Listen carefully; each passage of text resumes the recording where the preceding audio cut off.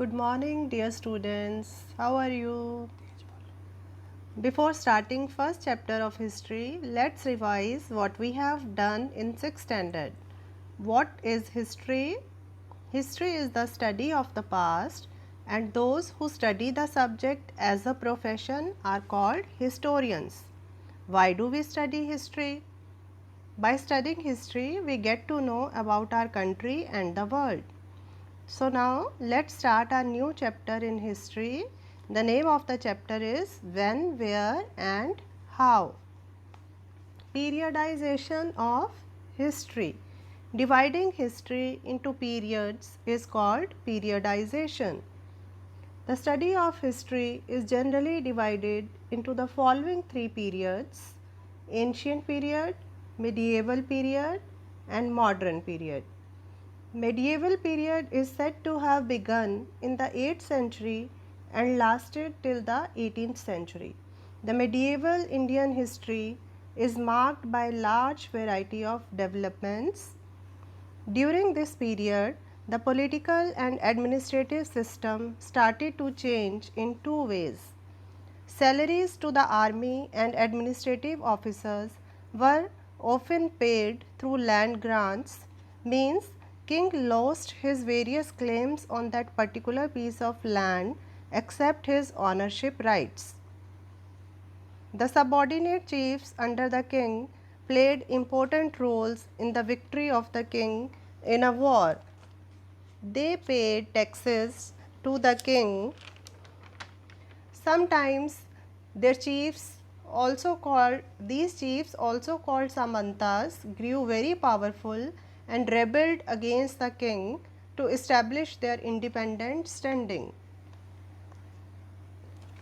India during the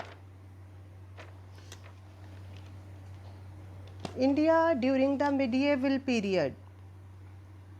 The developments that took place in medieval period were new technologies, Persian wheel in irrigation, spinning wheel in weaving, new food and beverages, new ideas, changes in the religion of Hinduism.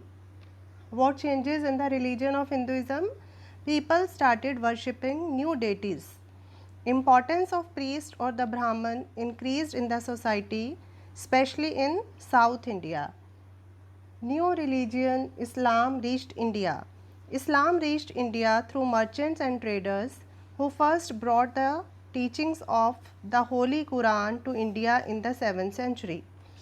These new situations gradually gave rise to Bhakti movement and Sufism in the Hindu and the Muslim societies respectively.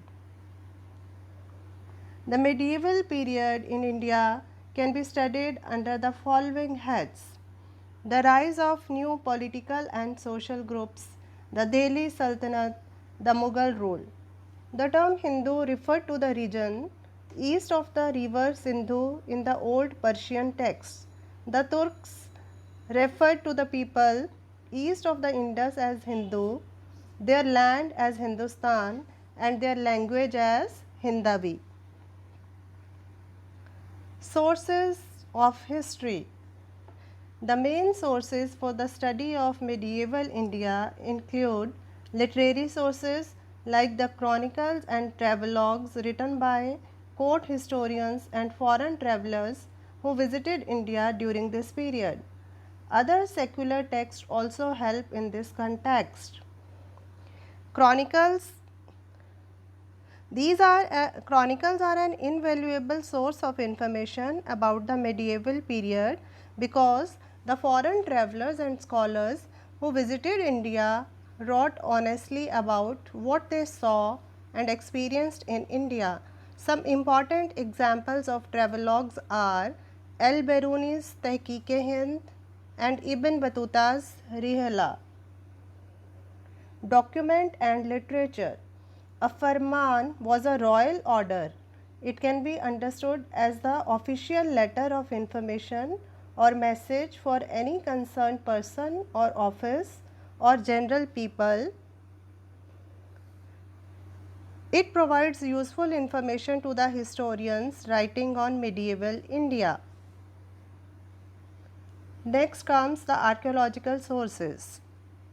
Archaeological sources includes material remains like monuments, buildings, coins, inscriptions, etc. First, the buildings. Any building of historical significance is considered to be a monument. Coins. The study of coins is called numismatics. The person who studies these coins or numismatics gets a lot of information about the political, economic and cultural life. The Delhi Sultans and the Mughals issued many coins. Inscriptions. Inscriptions are written records engraved on hard surfaces like rocks, pillars, stones. They tell us about the names and dates of the kings, the extent of their kingdoms, important events of a certain period. The study of inscription is called epigraphy. Then comes the cultural sources to know about history. These sources are paintings and music. The paintings of the medieval period such as Mughal, Rajasthani give us an interesting insight about the customs, traditions, costumes, jewelry, etc. of the medieval period. Music also helps us to understand the history of that period. I hope you all have understood this chapter.